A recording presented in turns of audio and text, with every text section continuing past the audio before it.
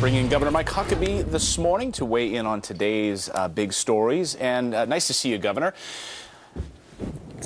Good morning. Good morning. Well, the other day, of course, Donald Trump receiving the endorsement of the National Rifle Association. Hillary Clinton firing back yesterday in Fort Lauderdale, Florida, at the Trayvon Martin Foundation. I want you to hear what she had to say about it and get your thoughts. Take a listen.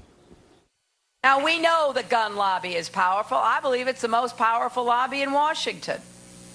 And we know that some candidates will say or do anything to keep them happy. If you want to imagine what Trump's America will look like, picture more kids at risk of violence and bigotry. Picture more anger and fear. Ask any of the mothers here tonight if they want to live in that kind of America. Enough is enough. Enough is enough. She says Donald Trump is pandering to the NRA and to voters. What do you say?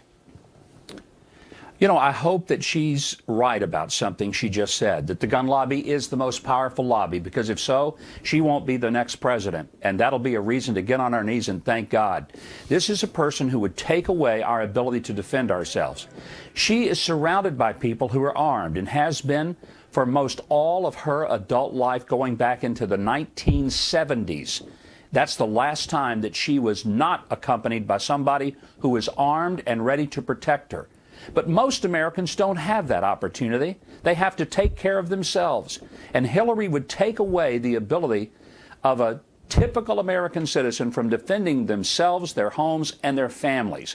And that's why Donald Trump had better be elected president, or this is going to be a much more dangerous country. So it's obviously tough for anybody to get elected president. You need money to do it. There's a long piece in the New York Times this morning about all the Republican donors who are not supporting Donald Trump. Paul Singer, the Ricketts family, the list goes on.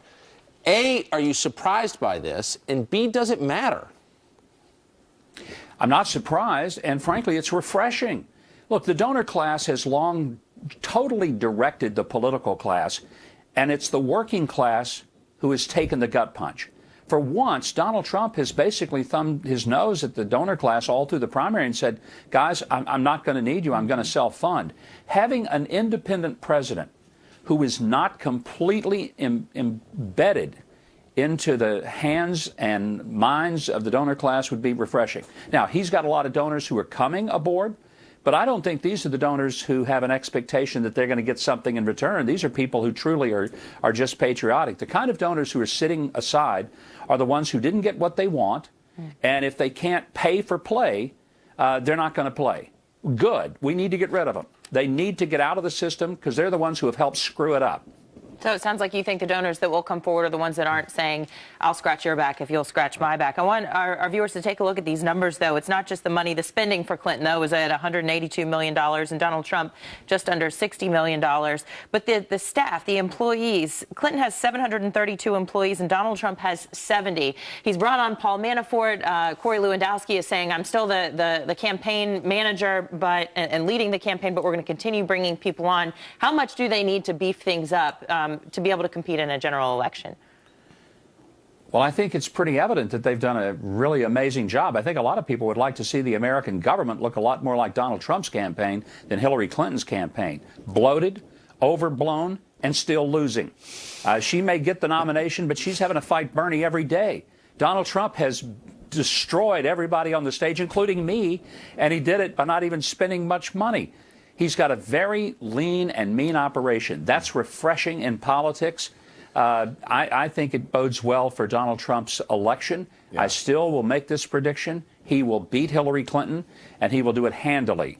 Well, there was much made, of course, of the rift in the Republican Party during the primary. But I think maybe not enough attention is being paid towards the Democrats and the rift that is in that party, where new rules coming out of the chaos that unfolded at that Nevada convention, where Hillary supporters shouted down by Bernie supporters, the back and forth with death threats. Now they're changing the rules. They don't want anybody speaking out of turn at the state conventions going forward. They want to quiet the Bernie Sanders supporters. What do you make about this? Don't you just love free speech and freedom of expression? I mean, the Democrats have become a caricature of themselves, a laughingstock. In the name of freedom, they shut down voices that are voices of dissent.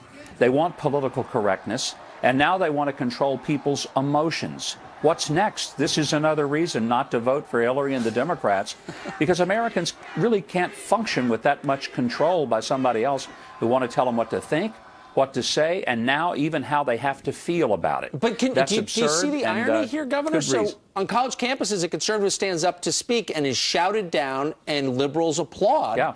But when Bernie Sanders supporters voice their opinion and it affects Hillary's chances of getting the nomination, oh, they must be quiet and obey. Well, that Nevada convention looked kind of like a massive Jerry Springer show. I mean, this is what the Democratic Party has become. A lot of us who are old enough remember 1968 when the chant was "the whole world's watching," and they were. And it was the Democratic convention that became a place of extraordinary violence, and the net result was when Richard Nixon said we'll have law and order, he was overwhelmingly elected. This is going to be a contrast. Going back to the first topic about violence and protecting ourselves, Donald Trump believes that Americans ought to have law and order and that we ought to support the police and we ought to support citizens who protect themselves. This should permeate throughout our society. And the most dangerous places in America are the places like South Chicago and Baltimore and Washington, D.C. That's where the Democrats really run it full circle. I don't think that's a model for America. We are glad to see you back on Fox, Governor. Thanks a lot for joining us this morning. Great to be with you guys. Take care. Have a great Sunday.